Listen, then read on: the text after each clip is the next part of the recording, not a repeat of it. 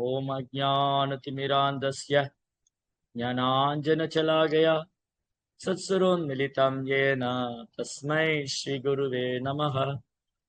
नमो ओं विष्णुपादाय कृष्णप्रेष्ठाय भूतले श्रीमदे भक्तिवेदान्तस्वामीति नामिने नमस्ते सारस्वती देवे गौरवाणि प्रचारिणे निर्विशेषशून्यवादी पाश्चात्यदेशतारिणे जय श्री कृष्ण चैतन्य प्रभु नित्यानंद श्री अद्वैत गदाधर श्रीवासदि गौर भक्त वृंद हरे कृष्णा कृष्णा कृष्णा हरे हरे हरे राम राम राम हरे हरे हरे कृष्णा பக்தர் எல்லாருக்கும் இனிமையான மாலை வணக்கம். இன்றைய பாகவத சத்சங்க வகுப்புல கலந்துட்டு இருக்கிற எல்லா பக்தர்களுக்கும் என்னுடைய பணிவான நமஸ்காரம். இன்னைக்கு ஸ்ரீமத் பாகவதத்துல 3வது ஸ்கந்தம் 29வது அத்தியாயம். அதாவது பக்தி தொண்டினுடைய மகிமைகளை, அதை பற்றிய வர்ணனையை, விளக்கத்தை பகவானே தனது திருவாயால தனது திவ்யமான தாய்க்கு உபதேசிக்கிறார். அதாவது கபில வாசுதேவர், பகவான் கபில தேவர் தேவகுதியின் புதல்வர். தேவகுதி அம்மாவுடைய பையன் கபில தேவர். சரி, இங்க யாருக்காவது பதில் தெரிஞ்சா நீங்க கை தூக்கலாம், இல்ல சேட் பாக்ஸ்ல போடலாம். எதனால பகவான் கபில தேவர் கபில வாசுதேவர் கிருஷ்ணர் தேவகுதிக்கு குழந்தையா பிறந்தார்? ஏன் பகவான் தேவகுதிக்கு குழந்தையா வந்தாரு? எவ்வளோ அம்மாக்கள்லாம் இருக்காங்க, யாரை வேணா தேர்ந்தெடுக்கலாமே, ஏன் தேவகுதியை தேர்ந்தெடுத்தார்? பகவான் ஏன் தேவகுதிக்கு மகனாக பிறந்தார்? யாருக்கா தெரியுமா? இருந்தா சாட் பாக்ஸ்ல போடுங்க. அவங்க ஆசைப்பட்டதுனால பிரபுஜி, அவங்க பகவான் குழந்தையா வரணும்னு அவங்க ஆசைப்பட்டதுனாலயா? ஆசைப்பட்டதுனாலயான்னு பதிலா சொல்றீங்களா, கேள்வியா கேக்குறீங்களா? கேள்வியதான் கேக்குறேன். சரி, கேள்வியா இப்ப கேள்வி நான் மட்டும் தான் கேட்பேன். கிளாஸ் முடிஞ்சதுக்கு அப்புறம் தான் நீங்க கேள்வி கேட்கணும். கிளாஸ் டைம்ல நான் தான் கேள்வி கேட்பேன். கிளாஸ் முடிஞ்சதுக்கு அப்புறம் நீங்க கேள்வி கேட்கலாம். இப்ப என்னுடைய டேர்ம், அதனால நீங்க தான் பதில் சொல்லணும். எதனால கபில வாசுதேவர் கபில தேவர் தேவகுதிக்கு மகனாக பிறந்தார்? ஏன் பிறந்தார்? எதற்காக பிறந்தார் கபில வாசுதேவர்? ஏன்னா தேவகுதி தன்னலமற்ற சுயநலமற்ற சேவை செய்தார். தேவகுதி ஒரு பெரிய ராஜவம்சத்துல பிறந்தவங்க. அவங்க அப்பா ஸ்வயம்புவ மனு. ஸ்வயம்புவ மனு மனித குலத்தின் தந்தை. ஸ்வயம்புவ மனுவுடைய மகள் தேவகுதி. அப்போ இந்த மனித குலத்துக்கே தந்தையா இருக்கக்கூடிய ஒரு மகா சக்கரவர்த்தி அவர். அவருக்கு குழந்தையா பிறந்த தேவகுதி யார கணவரா தேர்ந்தெடுத்தாங்க? கர்தம முனிவரை கர்தபர் ஒரு முனிவர், ஒரு ரிஷி. ஒரு சிறிய ஆசிரமம் வைத்துக்கொண்டு அங்க பகவானுடைய நாமத்தை ஜபித்துக் கொண்டு பூஜைகள் செய்து யாகம் செய்து கொண்டிருக்கிற ஒரு துறவி. ஏன் அவரை தேர்ந்தெடுத்தாங்க? ஏன்னா அவங்களுக்கு வாழ்க்கையோட அர்த்தம் புரிஞ்சிருந்தது. தேவகுதிக்கு நான் யாரை கணவனாக தேர்ந்தெடுக்க வேண்டும் அப்படின்னு தெரிஞ்சிருக்கு. இன்னைக்கு பெரும்பாலும் இளைஞர்களுக்கு யார கணவரா தேர்ந்தெடுக்கணும், யார மனைவியா தேர்ந்தெடுக்கணும் தெரியல. இன்னைக்கு கணவனை எப்படி தேர்ந்தெடுக்கிறாங்க? இந்த பையன் எங்க வேலை பார்க்கிறாரு? ஐடி கம்பெனில வேலை பார்க்கிறாரா? சாஃப்ட்வேர் இன்ஜினியரா இருக்காரா? எவ்வளவு லட்சம் சம்பாதிக்கிறாரு? சொந்தமா எவ்வளவு கார் வச்சிருக்காரு? எவ்வளவு பெரிய வீடு வச்சிருக்கிறாரு? கல்யாணத்துக்கு அப்புறம் என் கூட வந்துருவாரா? அப்பா அம்மா வட்டல விட்டுட்டு வந்துருவாரா? இதெல்லாம் தான் பார்க்க. இன்னைக்கு பெண் கணவனை இப்படிதான் தேர்ந்தெடுக்கிறார். சரி, ஆண் எப்படி பொண்ணை தேர்ந்தெடுக்கிறாரு? இந்த பொண்ணு ரொம்ப அழகா இருக்காளா, ரொம்ப வெள்ளை கலர்ல இருக்காளா, ரொம்ப அழகா இருக்காளா? அதுதான் முக்கியம். அப்ப இன்றைக்கு திருமணம் என்பது எதன் அடிப்படையில் இருக்குன்னா பணத்தின் அடிப்படையில் இருக்கு. அன்னைக்கு திருமணம் குணத்தின் அடிப்படையில் இருக்கு. தேவகுதி கர்தமருடைய குணத்தினால கவரப்பட்டாங்க. கர்தம மகரிஷி அவருடைய தர்மத்தை சரிவர செய்து கொண்டிருக்கிறார். அதனால அவர் திருமணம் செய்யணும்னு ஆசைப்படுறார். அதனால அந்த ரிஷி அந்த முனிவரை நான் திருமணம் செஞ்சுக்கிட்டு அவருக்கு சேவை பண்றதுனாலயே நான் என்னுடைய கணவர் கிருஷ்ண பக்தரா இருக்கிறதுனால அவருக்கு சேவை பண்றதுனாலயே நான் பகவான்கிட்ட போயிடுவேன் அப்படிங்கிற விஷயத்துல தேவகூதி உறுதியாக இருந்தார். தேவகூதி தன்னலம் கருதாமல் சுயநலம் கருதாம கணவர்கிட்ட ஒண்ணுமே கேட்டதில்லை. எனக்கு சேலை வாங்கி கொடுங்க, வீடு வாங்கி கொடுங்க, காரு வாங்கி கொடுங்க, ஒண்ணும் கேட்டதில்லை. அவங்க எந்த ஒரு எதிர்பார்ப்பும் இல்லாம, எந்த ஒரு உள்நோக்கம் இல்லாம வெறுமனே கர்தமருக்கு சேவை செய்து. அப்போ ஒரு நாள் கர்தமர் பார்த்தாரு, இந்த பொண்ணு எவ்வளவு உயர்ந்த குலத்துல பிறந்தவங்க, ஆனா எந்த ஒரு சுயநலம் இல்லாம எனக்கு இப்படி சேவை பண்றாங்கன்னு சொல்லி கர்தம மகரிஷி தன்னுடைய தபத்திலிருந்து அவங்கள ஒரு பறக்கும் நகரத்துல கூட்டிட்டு போனார், ஒரு பிளைங் சிட்டி. இன்னைக்கு விமானத்துல போறதை நம்ம பெருசா நினைச்சுக்கிட்டு இருக்கோம். நீ கலியுகத்துல விமானத்துல போறது பெருசா இருக்கு, பிளைட்ல போனேன் அப்படி. ஆனா கர்தமர் என்ன பண்ணாரு, தன் தபோ வலிமையினால ஒரு பறக்கும் நகரத்தையே, பிளைங் சிட்டி வாஸ் கிரியேட்டட். தன்னுடைய யோக சித்தினால கர்த முனி was created a flying city. தன்னுடைய யோக வலிமை மூலமா கர்த முனிவர் ஒரு பறக்கும் நகரத்தை உருவாக்குனார். அதுல தன் மனைவியை கூட்டிக்கிட்டு எல்லா உலகத்தையும் சுத்தி காமிக்கிறார். எல்லா உலகத்தையும், எல்லா கிரகங்களையும். நம்ம ஒரு நாட்டுல இருந்து இன்னொரு நாட்டுக்கு போனதே பெருமையா நினைச்சுக்கிறோம். நான் அமெரிக்கா போனேன், ஆஸ்திரேலியா போனேன், ஐரோப்பியா போனேன், அதுவே பெருமையா நினைக்கிறோம். இந்த பூமியில ஒரு நாட்டில இருந்து இன்னொரு நாட்டுக்கு போறதுக்கே நமக்கு சிரமம், அது பெருமை வேற. ஆனா கர்த மகரிஷி தன் மனைவியை அழைத்து கொண்டு இந்த பிரபஞ்சங்களையே சுத்தி வந்தார். அதுக்கப்புறம் அந்த மனைவியோடைய விருப்பம் என்னன்னு கேட்கிறாரு, உனக்கு என்ன வேணும்? தேவகுதி, நீ இது வரைக்கும் என்கிட்ட ஒண்ணுமே கேட்டதில்லை, நான் உனக்கு ஏதாவது சேவை செய்ய வேணும், என்ன வேணும் கேள். அப்போ ஒரு மனைவி கணவன்ட்ட என்ன எதிர்பார்ப்பாங்க? நன்மக்கட் பேரு, எனக்கு நல்ல குழந்தைகள் வேணும். கர்தமர் மூலமா தேவகுதிக்கு 9 பெண் குழந்தைகள் பிறந்தது. அது 10வது ஒரு ஆண் குழந்தை கூட வேணும். அப்படிங்கும் போது பகவானே தேவகுதி குழந்தையா வந்தார். இந்த மாதிரி தெய்வீகமான குணம், எளிமை, பணிவு, அடக்கம், சேவை மனப்பான்மை. தேவகுதி என்றால் எளிமை, பணிவு, அடக்கம், சேவை மனப்பான்மை.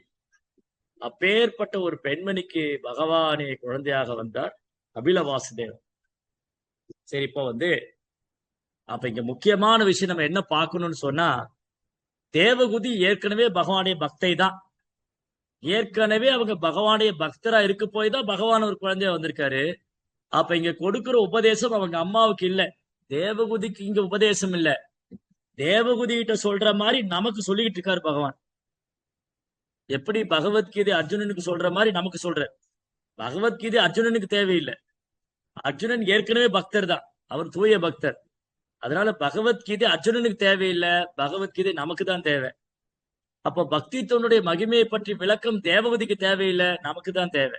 அப்போ இந்த உயர்ந்த ஆத்மாக்கள் அர்ஜுனன், பரீட்சித்து, தேவகுதி, சௌனகாதி முனிவர்கள் இவங்கெல்லாம் கேள்வி கேட்கிறாங்கன்னு சொன்னா அது நம்முடைய நன்மைக்காக. பக்தித்தனுடைய மகிமைகளை நாம் புரிந்து கொள்ள வேண்டும், நாம் அதில் கவனம் செலுத்த வேண்டும், நாம் பக்தி தொண்டு செஞ்சு பகவானுடைய தாமரை திருப்பாத்தை அடைய வேண்டும். அப்ப நம்முடைய நன்மைக்காக, நமக்கு பாகவதம் கிடைக்கணுங்கிறதுக்காக, நம்முடைய நன்மைக்காக இங்க தேவகுதி பகவான்கிட்ட கேள்வி கேட்கிறாங்க. பகவான் தூய பக்தி தொண்டுடைய மகிமைகளை பற்றி தேவகுதிட்ட பேசுறாங்க. இந்த ஸ்லோகத்துல பகவான் என்ன சொல்றாரு, இந்த 2 ஸ்லோகம் 37, 38 2 ஸ்லோகம் ஒரே விஷயம்தான். என்னது அது? ஒரே விஷயத்தை அழுத்தம் திருத்தமாக ஆணித்தனமாக பதிய வைக்கிறாங்க. என்ன விஷயம் அது? கபிலவாசுதேவர் என்ன சொல்றாரு, பல்வேறு பௌதி உடல் வெளிப்பாடுகளின் மாற்றத்திற்கு காரணமாகிய காலக்கூறு பரமபுருஷர் பகவானின் மற்றொரு அம்சமாகும். காலமானது அதே பரமபுருஷர் பகவான் தான் என்று அறியாதவர் காலக்கூற்றுக்கு பயப்படுகிறார். அடுத்தது, எல்லா யாகங்களையும் அனுபவிப்பராகிய பகவான் விஷ்ணு பரமபுருஷர் பகவானே காலக்கூறாவார். அவரே எல்லா தலைவர்களின் தலைவர், அவரே எல்லோருடைய மனதிலும் ஊடுருவி செல்கிறார், அவர் எல்லோருக்கும் துணைவர், அவர் எல்லா உயிரினும்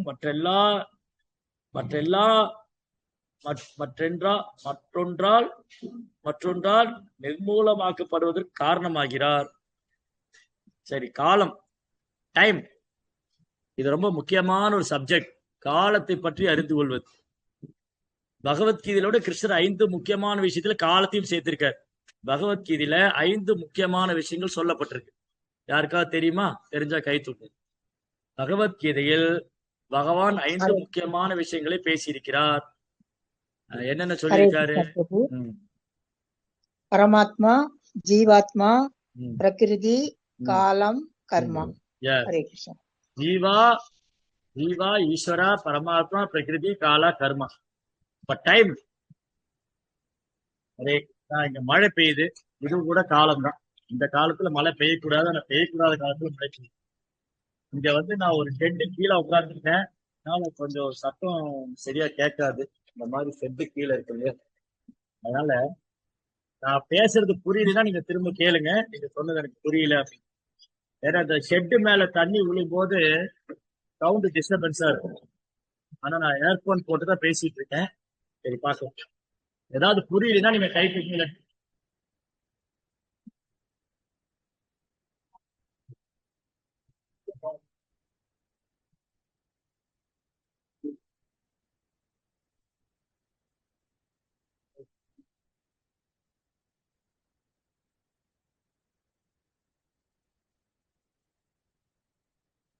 ஓகே, அதாவது காலம், டைம். காலோஸ்மின் பரதர்ஷபா, அர்ஜுனா, நானே நித்தியமான காலம். பகவத்கீதையில பகவான் சொல்ற, நான் தான் நித்தியமான காலமா இருக்கேன்.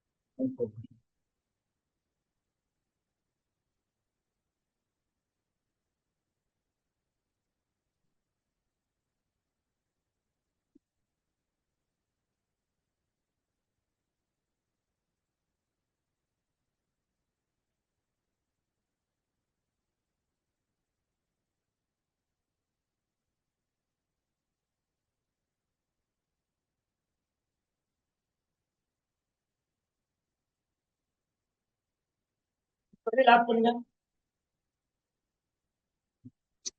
ஓகே, ஸோ பகவத்கீதையில பகவான் சொல்றாரு, நானே நித்தியமான காலமாக இருக்கின்றேன். Time personification.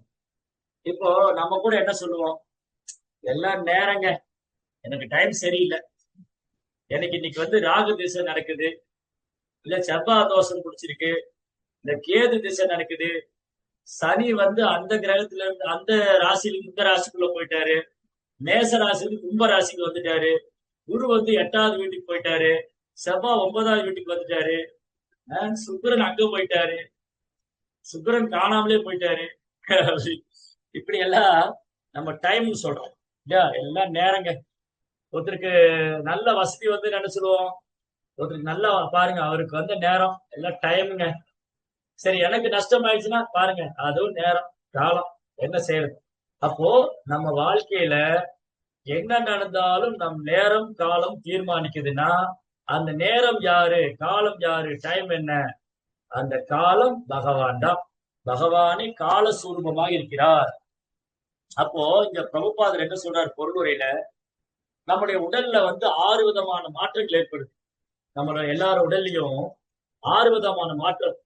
தாயினுடைய கருவுல தோன்றி சிறிது காலம் தங்கி, தாயினுடைய கருவுல தோன்றி படிப்படியா வளர்ச்சி அடைஞ்சு சிறிது காலம் தங்கி, அப்புறம் வெளியில இன்னொரு பொருள் உற்பத்தி பண்ணி அப்புறம் மறைந்து விடுகிறது.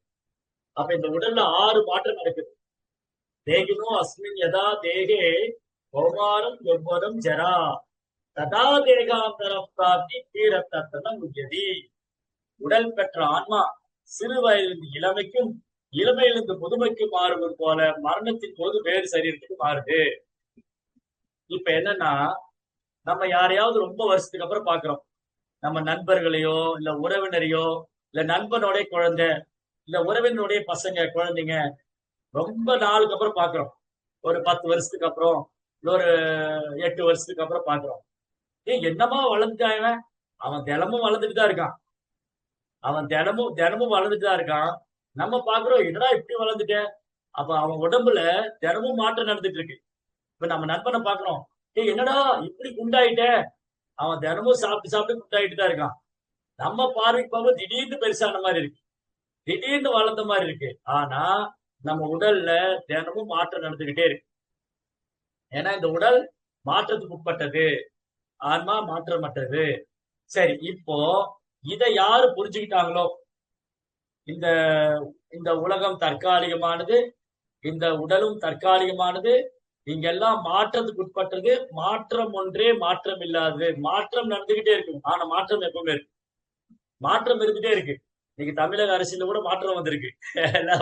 மாற்றத்தை விரும்புறாங்க. அப்போ யாரு ஜெயிக்க போறா, யாரு தோக்க போறா, யாரு என்ன ஆக போறா, எதுவுமே நம்ம உறுதியா சொல்ல முடியும். அப்போ காலம் அது தீர்மானிக்குது. காலம் தீர்மானிக்குது யாரை எங்க வைக்கணும், காலம் தீர்மானிக்குது யாருக்கு என்ன பண்ணணும். அதனால நம்ம மௌனமா இருக்கணும், அவ்வளவுதான். டைம் சரியில்லையா, பேசாம இருக்கணும். டைம் நல்லா இருக்கா, பேசாம இருக்கணும். என்ன பண்ணாலும் பேசாம இருக்கணும். டைம் சரியில்லைன்னு சொல்லி கவலைப்பட்டுட்டு இருக்க கூடாது. டைம் நல்லா இருக்குன்னு தலகால் புரியாம ஆடவும் கூடாது. ஏன்னா சரியில்லாத நேரம் சரியாகவும் ஆகும், சரியா இருக்கிற நேரம் சரியில்லாமலும் போகும். இந்த ஜன உலகத்துல எனக்கு டைம் சரியில்லைன்னா, இப்ப டைம் சரியில்லையா பேசாம இருங்க. டைம் நல்லா இருக்கா அப்பவும் பேசாம இருங்க. அப்போ இந்த காலம் பகவானது கட்டுப்பாட்டில் இயங்குகிறது. பகவானே கால சொரூபமாக இருக்கிறார். அப்போ இந்த காலம் நமக்கு என்ன சொல்லுது, அனுபவத்தை கற்றுக் கொடுக்கின்றது. காலம் என்ன கற்றுக் கொடுக்குது, அனுபவத்தை கற்றுக் கொடுக்குது. அப்போ காலம் போக போக நமக்கு அனுபவம் வந்துகிட்டே இருக்கும். நிறைய பாடம் கத்துக்கணும். இந்த வாழ்க்கையை நிறைய அனுபவத்தை கத்துக்கணும். அதனால இந்த டைம் இருக்கு இல்லையா, அந்த டைம் யாரு பயந்துக்குவாங்க, இந்த ஆன்மாவை பற்றி அறியாதவங்க. ஆன்மா காலத்துக்கு அப்பாற்பட்டது அப்படின்னு, இந்த உடல் தான் மாற்றத்துக்கு உட்பட்டது அப்படின்னு தெரிஞ்சுக்கிறவங்க இது போன்ற மாற்றத்தால் திகைப்பதில்லை. ததா தேகாந்தர பிராப்தி தீரத்தத்தின முயதி. இந்த காலத்தின் மாற்றத்துக்கு ஒரு பக்தன் ஆளாவதில்லை. இப்ப உதாரணத்துக்கு ஒரு பக்தன் நல்ல பிரபுபாதரை எடுத்துக்கும், பிரபுபாடைய வாழ்க்கை எடுத்துக்கும்.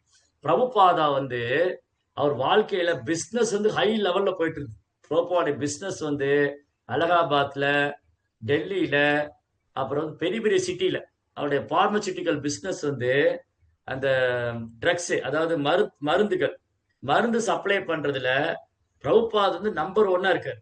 ஒரு கிளாஸ்ல பிரபுபாத் சொல்றாரு, இந்த மாதிரி என் பிசினஸ் நடந்துட்டு இருந்ததுன்னா நான் ஒரு பெரிய கோடீஸ்வரன், இந்தியாவிலே ஒரு பெரிய கோடீஸ்வரனா இருப்பேன். ஆனா ஒரே செகண்ட்ல அப்படியே தலைகீழ மாறிடுச்சு. பிரபுபா லைஃப்ல ஒரே செகண்ட்ல என்னாச்சு, பிசினஸ் தலைகீழ மாறிடுச்சு. எல்லாம் நஷ்டமாயி போச்சு. அந்த பிரபுபாடைய கம்பெனில ஒர்க் பண்ணாலே எல்லாத்தையும் பணத்தை எல்லாம் தூக்கின்னு போயிட்டான், நஷ்டமாயி போச்சு. அப்ப பிரபுபா எப்படி எடுத்துக்கிட்டாரு, யஷ்யாகம் அனுகிரகணானி ஹரே தத்தனம் சனை. கிருஷ்ணா தான் எனக்கு செல்வம் கொடுத்தாரு, கிருஷ்ணா அதை எடுத்துக்கிட்டாரு. கிருஷ்ணா தான் எனக்கு செல்வம் கொடுத்தாரு. அப்போ ஒரு காலத்துல செல்வம் கிடைச்சது, இப்ப என் செல்வம் கையை விட்டு போயிடுச்சு அப்படின்னா கிருஷ்ணன் எனக்கு அனுகிரகம் பண்ணிருக்காரு. அதனால பிரபுபா என்ன பண்ணாரு, சன்னியாசம் எடுத்துக்கிட்டாரு. கரெக்டா அந்த பிசினஸும் லாஸ் ஆகும். மனைவி பிள்ளைங்க எல்லாம் கேட்க ஆரம்பிச்சிட்டாங்க, எங்க பணம் எங்க பணம், எப்ப வேலை பண்ண போறீங்க, எப்ப சம்பாதிக்க போறீங்க. பிரபுபாதர் வெளியில போயிட்டு வர்றாரு, பாகவதம் செட்டை காணோம். என்னாச்சு, பாகவதம் செட் எங்கன்னு கேக்குறாரு. எங்க பாகவதம் செட்டை காணோம். மனைவி சொன்னா, நான் பேப்பர் காரனுக்கு போட்டு டீ வாங்கிட்டேன். பேப்பர் காரனுக்கு போட்டு டீ வாங்கி சாப்பிட்டேன். உடனே பிரபுபாதர் கேட்டாரு, உனக்கு டீ முக்கியமா நான் முக்கியமானா. பிரபுபாடைய மனைவி விளையாட்டி சொன்னா, டீ தான் முக்கியம்னா. அவர் சன்னியாசம் எடுத்துட்டார். அப்போ டைம் ஒருத்தருடைய வாழ்க்கையில நேரம் எப்படியெல்லாம் செயல்படுது. சோ சில நேரம் நமக்கு நேரம் சாதகமா இருக்கலாம், சில நேரம் நமக்கு நேரம் பாதகமா இருக்கலாம், சில நேரம் நமக்கு காலம் சாதகமா இருக்கலாம், சில நேரம் காலம் பாதகமா இருக்கலாம். ஆனா காலம் நமக்கு கற்பித்து கொண்டே இருக்கிறது. காலம் வந்து நமக்கு பாடம் சொல்லி கொடுத்துட்டே இருக்கு.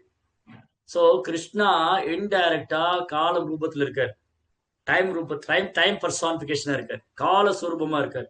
அதனாலதான் காலம் பொன் போன்றது. நமக்கு வந்து டைம் இருக்கு இல்லையா, அது வெரி வெரி இம்பார்ட்டன்ட். காலம் பொன் போன்றது, ஒரு நிமிஷத்துக்கு கூட நம்ம வீணாக்க கூடாது. அப்ப அந்த காலத்தை எப்படி கிருஷ்ணனுடைய சேவையில பயன்படுத்துறது, அதுதான் ஒரு பக்தர் கவனமா இருப்பாரு. அதனால பக்தனுக்கு காலத்தை கண்டு பயம் இல்லை. துருவ மகாராஜா வந்து பாகவத்துல சொல்லியிருக்கு, துருவ மகாராஜா அவர் பகவானுக்கு சேவை பண்ணிட்டே இருக்கார். அவர் உடலை விடக்கூடிய டைம் வந்தாச்சு. காலதேவன் காலதேவன் மரணதேவன் வந்திருக்காரு, டைம் பர்சானிபிகேஷன். மரணதேவன் வந்திருக்காரு. துருவ மகாராஜா உங்க டைம் முடிஞ்சுது, நீங்க ஆன்மீக உலகத்துக்கு போகணும். நந்தா சுனந்தா 2 பேரும் வந்து விஷ்ணு தூதர்கள் விமானம் கொண்டு வந்திருக்காங்க. இப்ப காலத்தை வென்றவர் துருவ மகாராஜ். எப்படி காலத்தை வென்றாரு? தன்னுடைய பக்தி தொண்டுனால துருவ மகாராஜா காலதேவனின் தலையில பாதம் வச்சு போறார், கிராஸ் பண்ணி போறார். சோ காலத்தை வென்றவர். அப்போ ஒரு கிருஷ்ண பக்தருக்கு டைம் ஒரு ப்ராப்ளமே இல்லை. சில நேரம் சிலர் சொல்லுவாங்க, சாமிஜி எனக்கு நேரம் சரியில்லை, நான் என்ன பண்றது? சில நேரம் என்ன பண்ணுவாங்க, ஜோசியர்கிட்ட போவாங்க. ஜோசியர்கிட்ட போய் எனக்கு டைம் நல்லா இருக்கா பாருங்க, இந்த குரு பயிற்சி நடந்திருக்கு, இது என்ன நடக்க போகுது, எனக்கு குரு பயிற்சி, குரு எந்த வீட்டுக்கு போயிருக்காரு, என்ன கொடுக்க போறாரு, கஷ்டத்தை கொடுக்க போறாரா, சந்தோஷத்தை கொடுக்க போறாரா, எனக்கு நோய் நொடி இல்லாம இருந்தா போதும், என்ன நடக்க போகுது சொல்லுங்க. உடனே அவர் சொல்றாரு, நீங்க இந்த பரிகாரம் பண்ணுங்க, அது பண்ணுங்க, இது பண்ணுங்க, சோ மெனி திங்ஸ். அப்போ பயம். சோ யாருக்கு பயம்? இந்த காலம் என் மேல எப்படி செயல்படும், என் டைம் என்ன ஆக போகுது அப்படின்னு பக்தர் அல்லாதவங்களுக்கு இந்த காலத்தை கண்டு பயமாவே இருக்கு. இன்னைக்கு பாருங்க, பெரும்பாலும் கிருஷ்ண உணர்வுல இல்லாதவங்க பயத்திலே இருக்காங்க. எனக்கு என்ன ஆகும், திடீர்னு நோய் வந்துருமா, நான் இறந்துருவேனா, என் மனைவி என்னாவா, என் கணவர் என்னாவா, என் குடும்பம் என்னாகும், என் சொத்து என்னாகும், நான் இறந்ததுக்கு அப்புறம் என் ப்ராப்பர்ட்டி எல்லாம் யார் எடுத்துட்டு போறாங்க, தூக்கம் வராது, பயம். அப்போ காலத்தை உணராதவர்கள், காலம் வந்து பகவானுடைய ரெப்ரஸன்டேஷன், காலம் பகவான் தான் கால ரூபத்தில் இருக்காரு, அப்படி காலத்தை உணராதவங்களுக்கு பயம் இருக்கு. ஆனா காலத்தை உணர்ந்தவங்க, ஓ எல்லாம் டைம் தாங்க, இதையும் கடந்து போலாம், இதையும் கடக்கணும், எல்லா டைம் தான். சோ முதல்ல நான் இந்த ஜட உடல் எடுத்துக்க கூடாது.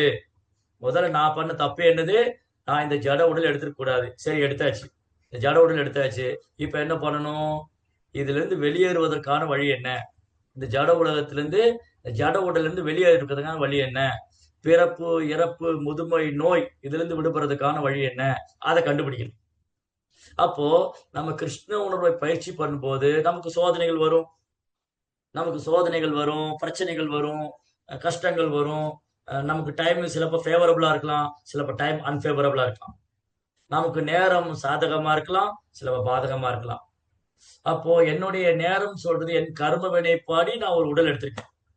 சோ இன்னைக்கு கொஞ்ச நேரத்துக்கு முன்னாடி ஒரு பாகவதம் கிளாஸ்ல, ஒரு பகவத்கீதை கிளாஸ்ல பேசிட்டு, பகவத்கீதை கிளாஸ்ல என்ன பேசிட்டு இருந்தேன்னா, என்னுடைய பிறப்பை நான் தேர்ந்தெடுக்கல. நம்ம யாராவது பிறப்பை தேர்ந்தெடுத்தோமா? இந்த ஊர்ல காரைக்குடியில இந்த செட்டியார் வீட்டுல, காரைக்குடியிலே ரொம்ப வசதியா இருக்கிற செட்டியார் வீட்டுல நம்ம மகனா பிறக்கணும் நம்ம தேர்ந்தெடுத்தோமா? கிடையாது.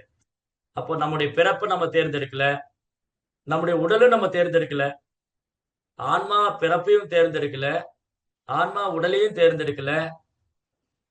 அப்ப ஆன்மா எப்படி இந்த உடல்ல வந்தது? என் கர்மா டிசைட் பண்ணுது. என்னுடைய கர்மா, நான் செய்த செயலுக்கு ஏற்றாற் போல, கர்மனா தெய்வ நேத்திரேன ஜெந்தர் தேகோபபத்தி, என்னுடைய கர்மவினைக்கு ஏற்றாற் போல எனக்கு ஒரு உடல். அப்போ நான் புண்ணியகாரி செஞ்சா மனித உடல், பாவகாரி செய்தா கீழ்நிலையான உடல். இல்லைங்க, மனித உடலே பிறந்து கஷ்டப்படுறமே, அப்போ மனித உடல் கிடைச்சிருந்தாலும் என்னுடைய கர்மா ரொம்ப மோசமா இருந்திருக்கு, அதனாலதான் மனித உடல் கிடைச்சு நான் கஷ்டப்பட்டு. ஏன் வந்து மனித உடல் பெற்றவங்க எல்லாம் சந்தோஷமா இல்ல? மனித உடல் இருக்கிறவங்க எல்லாருமே ஏன் சந்தோஷமா இல்ல, ஏன் வசதியா இல்ல, ஏன் அழகா இல்ல? அவரவர் கர்ம வினையை ஆரம்பிச்சிருக்காரு. காரணம் குணசங்கஸ்ய சத் அசத் யோனி ஜென்மஷு. ஒருத்தருடைய கர்ம வினை கேட்டார் போல, ஒருத்தருடைய குணத்துக்கு ஏற்றார் போல ஒரு குறிப்பிட்ட கருவுல தோன்றி அதற்கான உடல் எடுத்துக்கிறாங்க. அப்போ அந்த டைம் டிசைட் பண்ணுது, அந்த கர்மா டிசைட் பண்ணுது, நான் யாருக்குடைய குடும்பத்துல பிறக்கணும், நான் யாருக்கு மகனா பிறக்கணும், நான் யாருக்கு மகளா பிறக்கணும், நான் யாருக்கு கணவனா இருக்கணும், நான் யாருக்கு மனைவியா இருக்கணும்,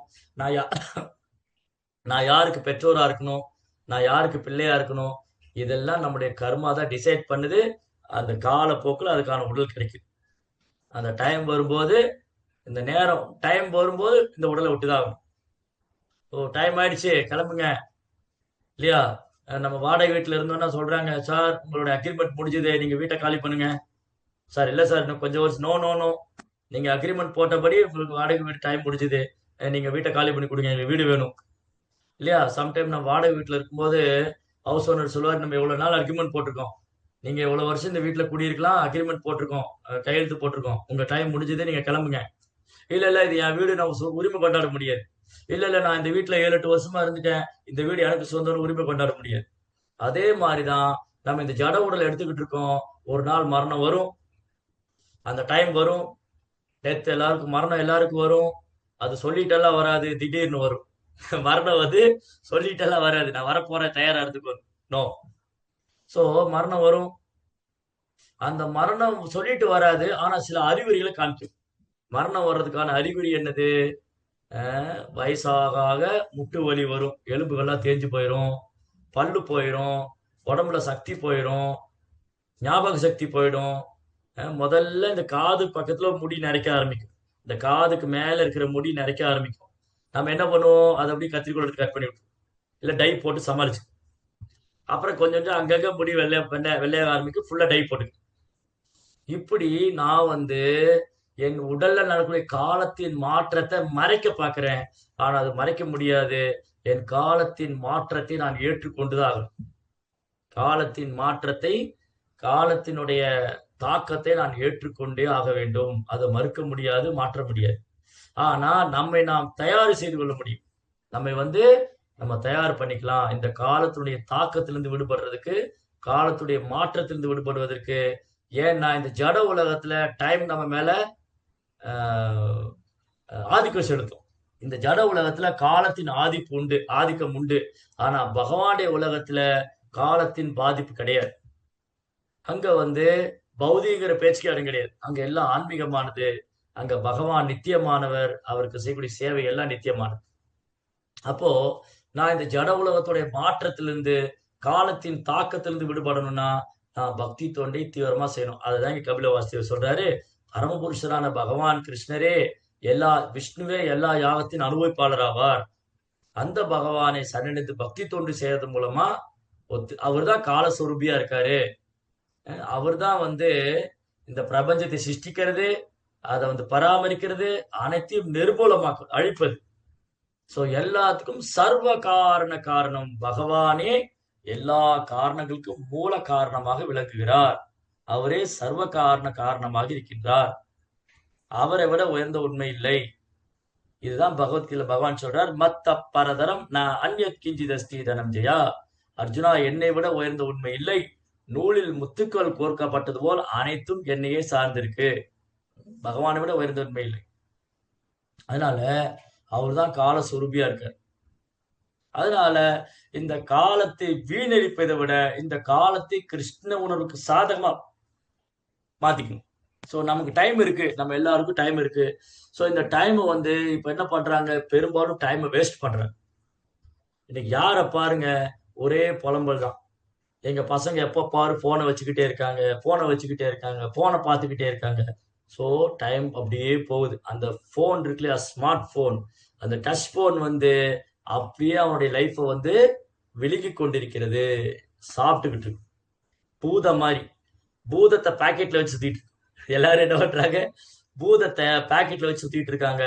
அந்த பூதம் என்ன பண்ணுது, நம் காலத்தை விழுங்கி கொண்டிருக்கிறது. நம்மே அறியாம கிருஷ்ணா கால ரூபத்துல நம்ம மேல வந்துட்டு இருக்க. அதனால இந்த காலத்திடம் எச்சரிக்கையா இருக்க வேண்டும். ஆனா யாருக்கு பயம் தேவையில்லை.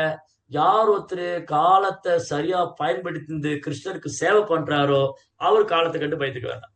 எனி டைம் அவருடைய வாழ்க்கையில இன்பமோ துன்பமோ லாபமோ நஷ்டமோ வெற்றியோ தோல்வியோ, நேரம் நல்லா இருக்கோ நல்லா இல்லையோ, எதுவா இருந்தாலும் அவர் கிருஷ்ண உணர்வுல இருந்தாருன்னா அவர் காலத்தை கண்டு பயப்படுவதில்லை. காலத்தை கண்டு பயம் பக்தனுக்கு கிடையாது. சோ பக்தர் அல்லாதவங்க பயந்துக்கணும்.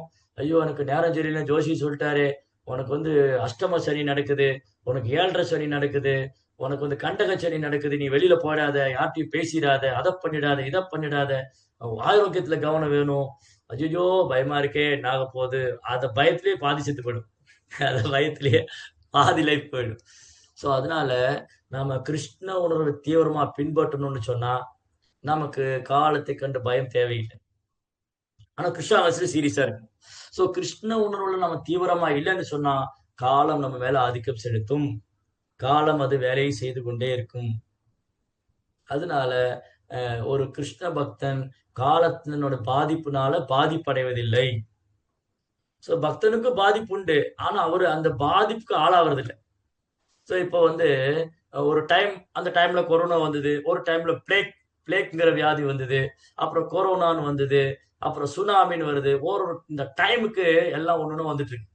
ஸோ டைமுக்கு வந்து என்ன, அந்த டைம்ல அந்த பாதிப்பு இருக்கு, அது எல்லா மக்களையும் பாதிக்குது. ஆனா கிருஷ்ண பக்தர் அந்த பாதிப்பு ஆளாகிறது. அவரு எங்க இருந்தாலும் கிருஷ்ணருக்கு சேவை பண்ணிட்டே இருக்காரு. அதான் சிவபெருமான் சொல்றார் பார்வதி தேவிட்ட, நாராயண பரோ சர்வே நா குதக்ஷண பிபியதே சொர்க்க அபவர்க நரகேஷு அபிதுல்ய அர்த்த தர்ஷனா. ஒரு கிருஷ்ண பக்தனை, பகவானுடைய பக்தனை, நாராயண பாராயணா, பகவானுடைய பக்தனை, பகவானுடைய பக்தன் நாராயண பாராயணா, பகவானுடைய பக்தனுக்கு நான் குதக்ஷண பிபியது, அவருக்கு ஒரு பயமும் ஒரு பிரச்சனையும் கிடையாது, ஒரு சங்கடம் கிடையாது. அவர் சொர்க்கத்துல போட்டாலும் சரி, நரகத்துல போட்டாலும் சரி, அதை அப்படி சாதாரணமா கடந்து வந்துருவார்.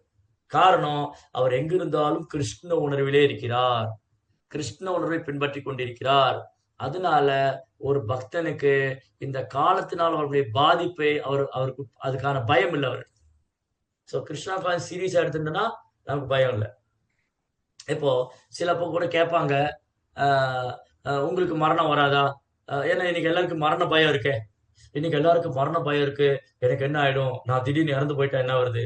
சோ மரண பயம் இருக்கு.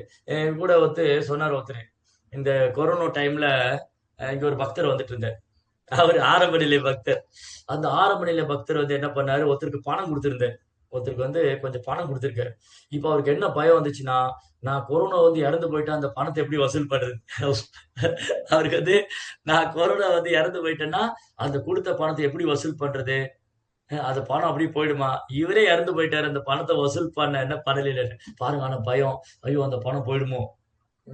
சோ இதுதான் பக்தியில நமக்கு பக்குவம் இல்லைன்னு வச்சுக்கோங்களேன், நமக்கு பயம் இருக்கும், நமக்கு கவலை இருக்கும், நமக்கு அது காலத்துடைய தாக்கம் இருக்கும், பாதிப்பு இருக்கும்.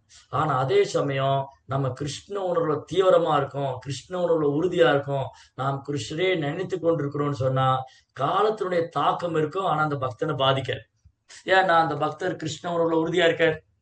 சோ இன்னைக்கு பாருங்க, அடுத்த ஒரு எக்ஸாம்பிள் இன்னைக்கு கல்ஃப் கண்ட்ரீஸ்ல, வளைகுடா நாடுகள்ல பயங்கர பிரச்சனை. அமெரிக்கா இஸ்ரேல் சண்டையில அவங்க கத்தார், அபுதாபி, அப்புறம் பஹ்ரைன், துபாய், இங்கெல்லாம் குண்டு போடுறாங்க. அமெரிக்கன் எம்பசியில குண்டு போடுறாங்க. அப்ப அங்க நிறைய பக்தர்கள்லாம் இருக்காங்க, பக்தியை பயிற்சி பண்றாங்க. அவங்க எப்படி எடுத்துக்கிறாங்க, ஓகே கிருஷ்ணா எனக்கு என்ன வேணா நடக்கட்டும், கிருஷ்ணா ஒருவேளை நான் இந்த உடலை விடணும்னு நினைச்சா உடலை விட போறேன். சோ என்னுடைய நேரம், எனக்கு டைம் வந்துருச்சு இந்த உடலை விடுறதுக்கு, நோ ப்ராப்ளம், நான் கிருஷ்ணாவே நினைச்சுக்கிட்டு இருக்கேன், அதனால எனக்கு இப்ப இந்த உடலை விடுறதுல எந்த பிரச்சனையும் கிடையாது, ஏன்னா நான் கிருஷ்ண உணர்வுல இருக்கேன், என்ன பாதிப்பு? ஆனா பக்தர் அல்லாதவங்க ஒரே பதட்டம், பயமா இருக்கும். நான் சில பக்தர்கிட்ட பேசினேன், அவங்க சொல்றாங்க, பிரபு அதெல்லாம் ஒண்ணும் இல்ல பிரபு, நாங்க பாட்டுக்கு பக்தி பண்ணிட்டு இருக்கோம், எங்களுக்கு எந்த பாதிப்பும் இல்லை, அவங்க ஏதோ சண்டை போட்டுக்கிட்டு இருக்காங்க, நாங்க உண்டு எங்க வேலை உண்டுன்னு இருக்கோம். சோ பாருங்க, ஏன் இந்த மாதிரி ஒரு எண்ணம் வருது?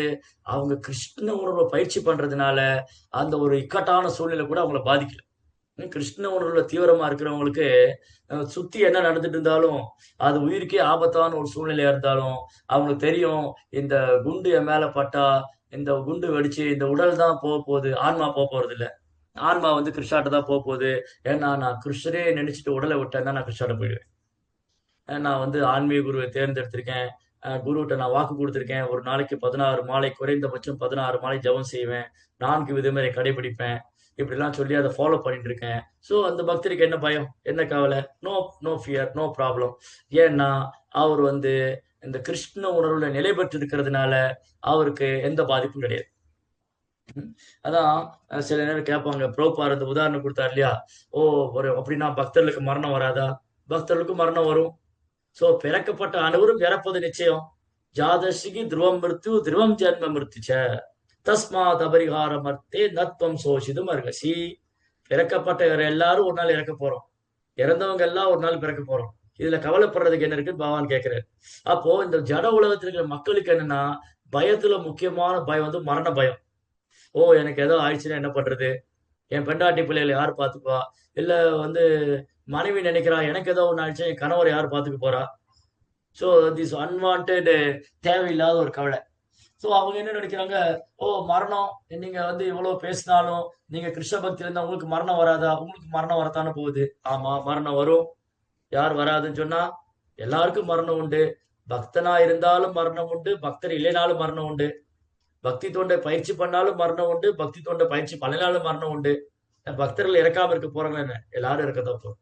அப்ப பிறக்கப்பட்டானோடு இறப்பது நிச்சயம். ஆனா பக்தனுக்கு தெரியும் இந்த மரணம் வந்து கிருஷ்ணா தான். கிருஷ்ணா சொல்றார், மிருத்யு சர்வஹரச்சாகம், நானே மரண ரூபத்தில் வருகிறேன். ஓ, கிருஷ்ணா தான் மரண ரூபத்துல வராரு, அப்ப நான் ஏன் பயந்துக்கணும். சோ பக்தர்கள் வந்து மரணத்தை வெல்கம் பண்றாங்க. கிருஷ்ணா வந்து மரண ரூபத்துல வராரு. கிருஷ்ணா மரண ரூபத்துல வர்றதுனால பக்தர்கள் வரவேற்கிறாங்க. பக்தர்கள் அது பயம், ஐயோ மரணம் வரப்போகுது, நான் என்ன செய்ய போறேன், எனக்கு வயசாயிட்டே இருக்கேன், நான் எப்போ இறந்து போயிடணும், இல்ல திடீர்னு எனக்கு ஏதாவது வியாதி வந்துருமோ. ஏன்னா இன்னைக்கு வந்து இந்த ஹார்ட் அட்டாக்கு, கேன்சர் எல்லாம் சர்வசாதாரணமான வியாதி ஆயிடுச்சு. இன்னைக்கு கலியுகத்துல இப்ப இருக்கிற இந்த 2K, இந்த 2000 வருஷத்துல என்ன ஆயிடுச்சுன்னா, இப்ப 2026, இன்னைக்கு புதுசு புதுசா வியாதி வருது. சிறு வயதுல இருக்கிறவங்களுக்கே வந்து கேன்சர், ஹார்ட் அட்டாக், ஓ எனக்கு ஏதோ ஆயிடுமோ, நான் ஏதாவது இறந்து போயிடுவனும் அப்படிங்கிற பயம் வந்து எல்லாருக்கும். எனக்கு வேலை போயிடுச்சுன்னா என்ன பண்றது, பாருங்க கவுளி சொல்லுது, ஆமா. எனக்கு வேலை வந்துச்சுன்னா என்ன பண்றது, வேலை போயிடுச்சுன்னா என்ன பண்றது, எனக்கு திடீர்னு வேலை இல்லை நீ வெளியே போய் சொல்லிட்டா என்ன பண்றது, எனக்கு மரணம் வந்தா என்ன பண்றது. அப்போ இன்னைக்கு வந்து பெரும்பாலான மக்கள் பயத்திலே தான் வாழ்ந்துட்டு இருக்காங்க, பயம். ஆனா இந்த மரணம் வந்து யாருக்கு பயம். புரோபார் என்ன உதாரணம் கொடுக்கிறார், இந்த பூனை இருக்குல்ல, பூனை, கேட், இந்த பூனை வந்து எலியை பிடிச்சின்னு போகும். இந்த பூனை எலிய வாயில கவிட்டு போகும்போது எலிக்கு ஒரே பயம், ஐயோ நான் பூனை வாயில மாட்டிக்கிட்டேனே, என்ன ஆக போறேன், இந்த பூனையோட வாயிலிருந்து நான் எப்படி தப்பிக்கிறது, ஏதாவது வழி இருக்கான்னு எலி துடிச்சுக்கிட்டு. எலிக்கு வந்து வாழ்க்கை போராட்டம் ஆயிடுச்சு. இப்ப எலியோட வாழ்க்கை போராட்டம், ஏன்னா பூனையோட வாயில மாட்டிக்கிச்சு. இந்த பூனையோட வாயில எலி மாட்டிக்கிட்டதுனால அது என்ன நினைக்குது, ஐயோ என் உயிர் போகுது, நான் இந்த பூனைகிட்ட இருந்து எப்படி தப்பிச்சுக்கிறது, என்னை எப்படி காப்பாத்திக்கிறது, ஏதாவது வழி இருக்கான்னு எலி முயற்சி பண்ணுது. ஆனா முடியாது. பூனை வந்து அதை ஸ்ட்ராங்கா வாயில கவின்னு இருக்கு. எலியோட லைஃப் முடிஞ்சுது, எலியோட வாழ்க்கை முடிஞ்சு போச்சு. ஆனா இந்த பூனை தன்னுடைய குட்டிய வாயில கவிட்டு போகும். சில பூனை என்ன பண்ணும்னா, அம்மா பூனை குட்டி பூனைய வாயில கவிட்டு போகும். இந்த குட்டி பூனைக்கு பயமே இல்லை. ஐயோ நான் அந்த பூனை வாயில மாட்டிக்கிட்டேனே, என்ன ஆக போகுது, என் லைஃப் என்ன ஆக போகுது, நான் இறந்து போக போறேன்னா. இன்னும் ஏன்னா இந்த குட்டி பூனை அம்மா பூனைகிட்ட சரண்டர் ஆயிடுச்சு. இந்த குட்டி பூனை அம்மா பூனைகிட்ட சரணடைஞ்சிருக்கிறதுனால இந்த குட்டி பூனைக்கு நம்பிக்கை இருக்கு, என் அம்மா தான் என்ன தூக்கின்னு போறா, என் அம்மா என்ன பாதுகாப்பான இடத்துல வைக்கிறதுக்காக தூக்கின்னு போறா, என் அம்மா தான் என்ன தூக்கின்னு போறா, என் அம்மா தான் என்ன ஒரு பாதுகாப்பான இடத்துல வைக்க போறா. இப்ப நான் என் அம்மா கூட இருப்பேன், எனக்கு பயமே இல்லை, ஏன்னா என் அம்மா தான் என்ன தூக்கின்னு போறா. அப்போ இந்த பூனைக்குட்டியோட மனோபாவம் தான் பக்தர்களுக்கு. சோ மரணம் வருதா, வெரி குட், நல்ல விஷயம் தான், எனக்கு இந்த உடலை விட்டு நான் கிருஷ்ணாட்ட போகணும், நான் கிருஷ்ணரே நினைச்சு இந்த உடலை விட போறேன், நான் கிருஷ்ணாட்ட தான் போக போறேன். அந்த காலேச்ச மாமேவ ஸ்மரன் முக்த்வா கலேவரம் எப்ராதசி மத்பாவம் யாதி நாதி அத்திர அசம்சயா. சந்தேகமே வேண்டாம் அர்ஜுனா, இந்த உடலை விடும்போது யாரும் என்னையே நினைத்து கொண்டு அந்த சிந்தனையோட இந்த உடலை விட்டாங்கன்னா கட்டாயம் என்ன வந்து அடைவாங்க, சந்தேகமே வேணாங்க. அப்போ பக்தர்களுக்கு மரணம் வரும், அவங்க இந்த குட்டி போன அம்மா தூக்கிட்டு போன மாதிரி. ஆனா பக்தர் அல்லாதவர்களுக்கு மரண பயம், ஏன்னா என்ன ஆக போகுது, என்னால தப்பிக்க முடியுமா, என் உயிர் போக போகுது, அந்த கவலையிலே அந்த எலி வந்து உடலை விடும். அதனால இந்த காலம்ங்கிறது யாருக்காகவும் காத்திருக்காரு. காலம் வந்து யாருக்காகவும் காத்துட்டு இருக்காது. யாரும் காலத்தை தடுத்து நிறுத்த முடியாது, யாராலும் காலத்தை திரும்ப பெற முடியாது. சாணக்கிய பண்டிதர் சொல்றாரு, இப்ப மணி எவ்வளவு ஆச்சு, 7:26, 7:26 PM, 7:26, 27 ஆயிடுச்சு. இப்ப 7:27. இப்போ சாணக்கியர் என்ன சொல்றாரு, நான் ஒரு 1000 பொற்காசுகள் கொடுக்குறேன், நான் 1000 பொற்காசு கொடுத்தேன்னா எனக்கு 7:20 திரும்ப கொடுங்க. இதுக்கு முன்னாடி 7:20 ஒண்ணு போச்சு இல்லையா? அந்த 7:20 திரும்ப வரணும். 1000 பொற்காசு இல்ல, கோடி பொற்காசு கொடுத்தா திரும்ப வராது. கோடி பொற்காசு கொடுத்தாலும் அந்த 7:20 திரும்ப வராது. நாளைக்கு காலையில வேணா 7:20 பகல் வரும். அப்புறம் நாளைக்கு ராத்திரி வேணா 7:20 நைட்டு வரும். ஆனா இப்ப போன 7:20 போனதுதான்.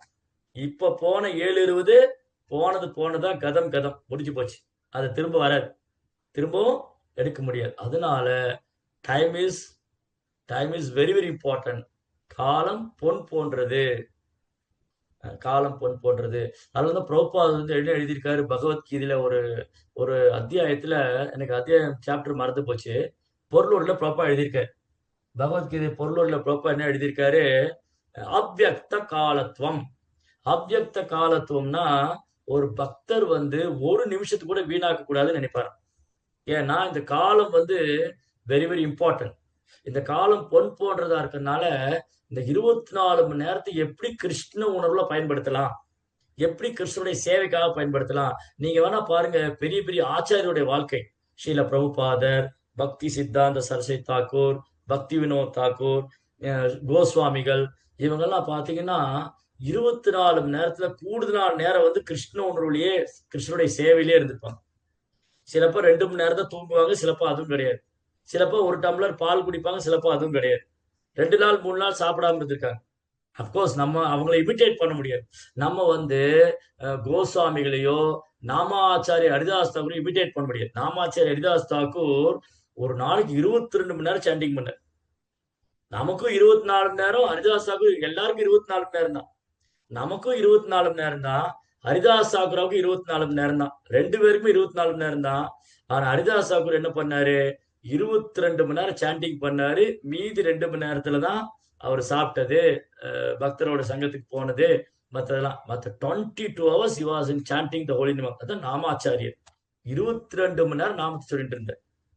நம்ம 20 நிமிஷம் சேர்ந்த மாதிரி உட்கார்ந்து சொன்னா பெரிய விஷயம். அந்த மாதிரி ஒரு சூழ்நிலை இருக்கும். அப்ப குறைந்தபட்சம் 16 மாலை சேர்த்துக்கு 2 மணி நேரம், குறைந்தபட்சம் 16 மாலை சேர்ந்த மாதிரி பண்றதுக்கு 2 மணி நேரம், அதுக்கே நம்ம போராடுறோம்.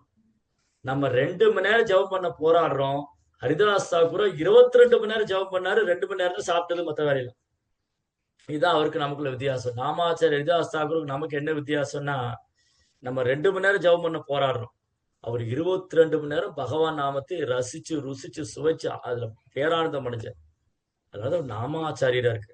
அப்போ ஹரிதாஸ் தாக்கூரை நம்ம இமிட்டேட் பண்ண முடியாது.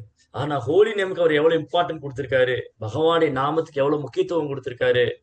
ரூப கோசாமி, சனாதன் கோசாமி இரவு பகலா தூங்காம சாஸ்திரத்துக்கு விளக்கம் கொடுத்திருக்காங்க. ஸ்ரீல பிரபுபாதர் வந்து சாஸ்திரத்துக்கு விளக்கம் கொடுத்திருக்காரு, புத்தகம் எழுதியிருக்காங்க. அப்போ புத்தகம் எழுதுறது எவ்வளவு முக்கியமான விஷயமா இருந்திருக்கு. நமக்கு எல்லாருக்கும் கிருஷ்ண உணர்வு தத்துவங்களை நாம புரிஞ்சுக்கணும், பகவத்கீதை நாம் புரிந்து கொள்ள வேண்டும், பாகவதத்தை நாம் புரிந்து கொள்ள வேண்டும். அப்படின்னா ஆச்சாரியாஸோட கமெண்ட்ரிஸ் வெரி வெரி இம்பார்ட்டன்ட். ஆச்சாரியுடைய விளக்கம் ரொம்ப அவசியம். இப்போ பாகவதம் கதை எல்லாருக்கும் தெரியும், பிரகலாத் மகாராஜுடைய கதை எல்லாருக்கும் தெரியும், துருவ மகாராஜுடைய கதை எல்லாருக்கும் தெரியும், கிருஷ்ணருடைய கதைகள் எல்லாருக்கும் தெரியும், நரசிம்மருடைய கதை எல்லாருக்கும் தெரியும். ஆனா அந்த லீலைக்கு பின்னாடி இருக்கிற தத்துவம் என்ன, அதை எப்படி கிருஷ்ண உணர்வை நாம் புரிஞ்சுக்கிறது, அந்த லீலை எவ்வாறு நாம் உள்ளவாறு புரிந்து கொள்வது, அந்த லீலை மூலமா நாம் கற்றுக்கொள்ளக்கூடிய பாடம் என்ன, அதை நடைமுறையில் நாம் எப்படி பயிற்சி பண்றது, பக்தி தொண்டை நடைமுறையில எப்படி பயிற்சி பண்றதுன்னா அதுக்கு என்ன வழி இருக்கு, ஆச்சாரியுடைய விளக்கம் ரொம்ப ரொம்ப அவசியம். கமெண்ட்ரி விளக்கம், பிரபுபாடைய விளக்கம், கோசாமிகளின் விளக்கம், அந்த பொருளுரை, இந்த பிரபுபாடைய போப்பட் இஸ் வெரி வெரி, பிரபுபாடைய பொருளுரை ரொம்ப முக்கியமான. அப்ப அதை படிக்கும் போதுதான் கிருஷ்ண ஒன்று தத்துவங்களை நம்ம உள்ளவாறு புரிஞ்சுக்க முடியும். அப்ப பாருங்க, ஆச்சாரியர்லாம் வந்து இரவு பகலா உட்கார்ந்து சாஸ்திரம் எழுதியிருக்காங்க, நாம ஜபம் பண்ணியிருக்காங்க, பக்தி தொண்டு செஞ்சிருக்கு, பகவானுக்கு சேவை பண்ணியிருக்காங்க, பெரிய பெரிய கோயில்களை கட்டியிருக்காங்க. விருந்தாவனத்துல கோசாமியில் நிறைய கோயில்களை கண்டுபிடிச்சிருக்காங்க, விக்கிரகங்களை கண்டுபிடிச்சிருக்காங்க, புனித ஸ்தலங்களை ஸ்தாபனம் பண்ணியிருக்காங்க. இவ்வளவு சேவைகள். அவனுக்கு 24 மணி நேரம், நமக்கு 24 மணி நேரம். பக்தி வினோத் தாக்கூருக்கு 24 மணி நேரம், நமக்கு 24 மணி நேரம் தான்.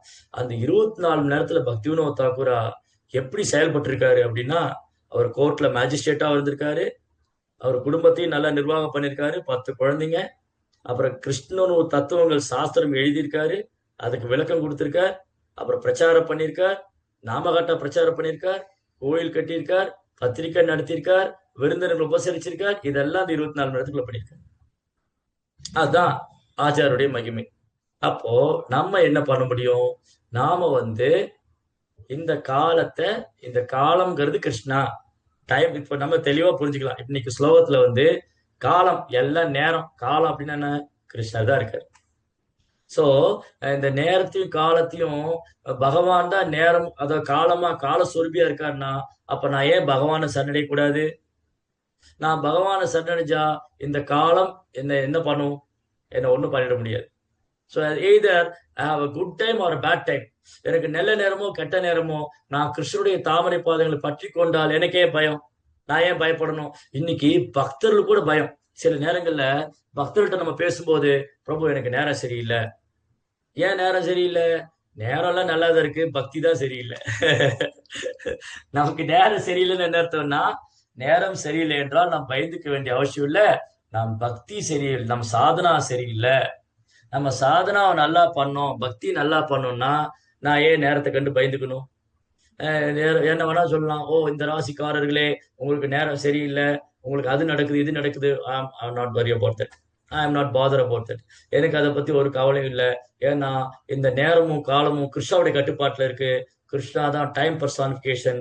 அவர் தான் கால சுரபியா இருக்கார்.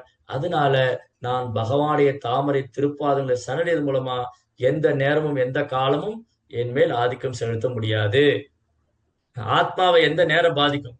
எந்த நேரமும் எந்த கிரகமும் எந்த காலமும் ஆத்மாவை பாதிக்காது. ஏன்னா ஆத்மா நித்தியமானது. மமைவாம்சோ ஜீவலோகே ஜீவபூத சனாதனா. ஆத்மா நித்தியமானது, பகவானுடைய சிறிய அம்சம். அதனால ஆத்மா கிரக நிலைகளால ஒண்ணும் பண்ண முடியாது. சனி தேவராலேயோ அல்ல ராகு கேதுவாலேயோ ஆத்மாவை ஒண்ணும் பண்ண முடியாது. அல்லது என்னுடைய கெட்ட நேரம் ஆத்மா ஒண்ணும் பண்ண முடியாது. இல்ல தேவதைகள் மேல கோபமா இருக்காங்க, ஆத்மாவை ஒண்ணும் பண்ண முடியாது. அதனால ஆத்மாவுக்கு எந்த பாதிப்பும் கிடையாது. இதை உணராம இருக்கிறதா அறியாமை. நான் இந்த உடல் எடுத்ததுனால, நான் இந்த உடல் எடுத்துக்கிட்டு நான் இந்த ராசிக்காரன், நான் இந்த நட்சத்திரத்துல பிறந்திருக்கேன், எனக்கு இன்னைக்கு டைம் சரியில்லை, எனக்கு நேரம் சரியில்லை, என் கர்மா இப்படி இருக்கு, இதெல்லாம் என்னை கர்மா ஒரு ஆத்மா கர்மா ஆத்மாவை பாதிக்காது. கர்மா எப்படி பாதிப்படையுது? நான் இந்த உடல் எடுத்ததுனால அது கர்மாவுடைய வினையை அனுபவிச்சுட்டு இருக்கேன். ஆனா உண்மையில கர்மானால ஆத்மாவுக்கு பாதிப்பா கிடையாது. கர்ம வினையினால ஆத்மாவுக்கு பாதிப்பு கிடையாது. உடல் தான். நான் இந்த நேத்து கூட என்கிட்ட ஒருத்தர் கேள்வி கேட்டார். நேத்து ஒருத்தர் எனக்கு கேள்வி அனுப்பிச்சிருந்தாரு. பிரபுஜி வந்து கர்ம வினையினால நாம ஏன் கஷ்டப்படுறோம்? கர்ம வினையில கஷ்டப்படுறது, இப்ப நம்ம கஷ்டப்படுறோம்னா இந்த உடல்ல ஆன்மா இருக்கு. அப்ப இந்த உடல்ல ஆன்மா இருக்கு போய் தானே கஷ்டப்படுது. அப்ப வலி யாருக்கு? ஆத்மாவுக்கா உடலுக்கான்னு கேட்டேன். இப்போ என்னுடைய கர்ம வினை எனக்கு ஒரு கஷ்டம் வருது, இந்த உடலுக்கு நான் அனுபவிச்சுட்டு இருக்கேன். அப்போ அது ஆத்மாவை பாதிக்கிறது இல்லையா? ஆத்மாவை அனுபவிக்கிறது இல்லையா? இப்போ ஆத்மா இந்த உடலுக்குனால வலி இருக்கு. ஆத்மா இந்த உடலை விட்டு போனேன்னு வலி இல்லையே. அந்த டெட் பாடிக்கு யாராவது போய் உதைச்சா குத்துனா வலிக்குமா? வலிக்காது. அப்ப என்ன அர்த்தம்? ஆத்மா அனுபவிக்குதா? கிடையாது. ஆத்மா அந்த வேதனையை அனுபவிக்கிறது இல்ல. ஆத்மா இந்த உடல்ல இருக்கிறதுனால அந்த உணர்வுனால நம்ம அனுபவிச்சுட்டு இருக்கோம், கான்சியஸ்னஸ். அப்போ ஆத்மா இந்த உடல் இருக்கிறதுனால இந்த வேதனையை அனுபவிச்சுட்டு இருக்கேன். எனக்கு கண் தலை வலிக்குது, எனக்கு வயிறு வலிக்குது, எனக்கு நடக்க முடியல, எனக்கு தலை சுத்துது, எனக்கு வியாதி வந்துருச்சு. அப்ப இதெல்லாம் உடலால வரக்கூடிய வேதனைகள். இது ஆத்மாவை பாதிக்காது. இது யாரு இதனால பாதிக்கிறது இல்ல? தன்னை உணர்ந்த ஆத்மாக்கள் பாதிப்படைய மாட்டாங்க. இப்ப பார்த்தீங்கன்னா பிரகலாத் மகாராஜுக்கு நிறைய சோதனைகள் வந்தது, பாண்டவருக்கு நிறைய சோதனை வந்தது, அவங்க பாதிப்படையில. காரணம் நான் இந்த உடல்ல ஆத்மாங்கிற தளத்துல இருக்கு. பிரபுபாதருக்கு நிறைய சோதனை வந்தது, கிருஷ்ண பக்தி பிரச்சாரம் பண்ணும்போது உடலால பிரச்சனைகள் வந்தது, பிரபுபாத பாதிக்கல. சோ குருமார்கள், இன்னைக்கு குரு மகாராஜ் இருக்காரு, அவருக்கு உடல்ல நிறைய சோதனைகள் இருக்கு, ஆனா அவர் பாதிப்படையில. அப்போ தன்னை உணர்ந்த ஆத்மாவுக்கு இந்த உடலால வரக்கூடிய பாதிப்பு அவரை பாதிப்பதில்லை. அப்ப யார பாதிக்கும்? நான் இந்த உடல்ல நினைச்சிட்டு இருக்கோம் இல்லையா, அதான் நம்மளை பாதிக்குது. அப்போ இந்த உணர்வு கிருஷ்ண உணர்வாக மாறும்போது, நம்ம கொஞ்சம் கொஞ்சமா நமக்கு அனுபவம் கிடைக்கும் போது இந்த உடலால வரக்கூடிய துன்பத்தால் நம்ம பாதிப்படைய மாட்டோம், இயற்கையினால் வரக்கூடிய துன்பத்தினால பாதிப்படைய மாட்டோம். அப்போ காலத்தினால என்ன ஒரு துன்பம் வந்தாலும், இன்பமோ துன்பம், காலத்தினால இன்பம் வந்தாலும் சரி, துன்பம் வந்தாலும் சரி, அந்த பக்தர் பாதிப்படைவதில்லை, பயப்படுவதில்லை. அவர் கிருஷ்ண உணர்வுல முன்னேறி போயிட்டே இருப்பார். அப்ப அந்த அனுபவத்தை நாம் பெற்றுக்கொள்ள வேண்டும். காலம் நமக்கு என்ன பண்ணும்? அனுபவங்களை கற்றுக் கொடுக்கும். இதுதான் முக்கியம். ஸோ டைம் ஆக நமக்கு நிறைய ரியலைசேஷன் கிடைச்சிட்டே இருக்கும். அதனால பாகவதம் படிக்க படிக்க பகவான் நமக்கு நிறைய அனுபவம் கொடுத்துட்டே இருப்பார். அப்ப அந்த பக்தர் வந்து காலத்துக்கு கண்டு பயப்பட வேண்டியதில்லை, பாதிப்படைய வேண்டியதில்லை. அவர் கிருஷ்ணனுள்ள உறுதியா இருக்காரு, பகவான் நாமத்தை கவனமா ஜெபிக்கிறார். ஹரே கிருஷ்ண கிருஷ்ண கிருஷ்ண ஹரே ஹரே, ஹரே ராம ராம ராம ஹரே ஹரே. அந்த பக்தனுக்கு எந்த ஒரு நஷ்டம் ஆகாது, காலம் அந்த பக்தன் மேல செயல்பட முடியாது. ரைட். हरे कृष्णा. रविंद्र श्रीमद् भागवतम की जय, श्रील प्रभुपाद की जय.